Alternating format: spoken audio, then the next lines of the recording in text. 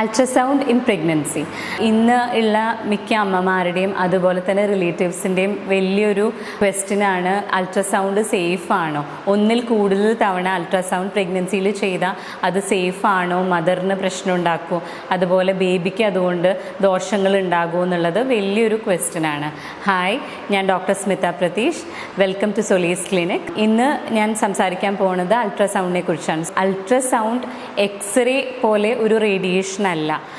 അപ്പോൾ അൾട്രാസൗണ്ടിൽ sound waves ആണ് ഉപയോഗിക്കുന്നത്. സൗണ്ട് വേവ്സ് ഉപയോഗിച്ച് യൂട്രസിൻ്റെ ഉള്ളിൽ ബേബിയുടെ ഇമേജ് ട്രാൻസ്ഫോം ചെയ്ത് ഒരു മോണിറ്ററിൽ ഡിസ്പ്ലേ ചെയ്യുന്നതിനെയാണ് അൾട്രാസൗണ്ട് എന്ന് പറയുന്നത്. സോ അൾട്രാസൗണ്ട് ഇപ്പോൾ നമ്മൾ പ്രോബ് ഉപയോഗിച്ച് മദറിൻ്റെ വയറ്റിൽ അബ്ഡോമിനിൽ നമ്മൾ ആ പ്രോബ് ഉപയോഗിച്ച് ചെയ്യുമ്പോഴായാലും only sound waves are transmitted. So പേടിക്കേണ്ടതായിട്ടുള്ള ഒരു കാര്യമില്ല.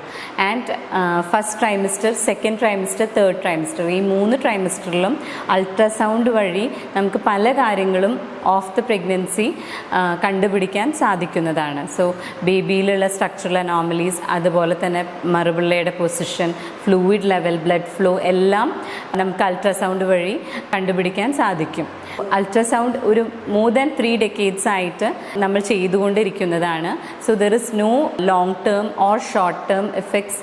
ഇതുവരെ ഹാംഫുൾ എഫക്ട്സ് കണ്ടുപിടിച്ചിട്ടില്ല. So ultrasound is very much safe during pregnancy.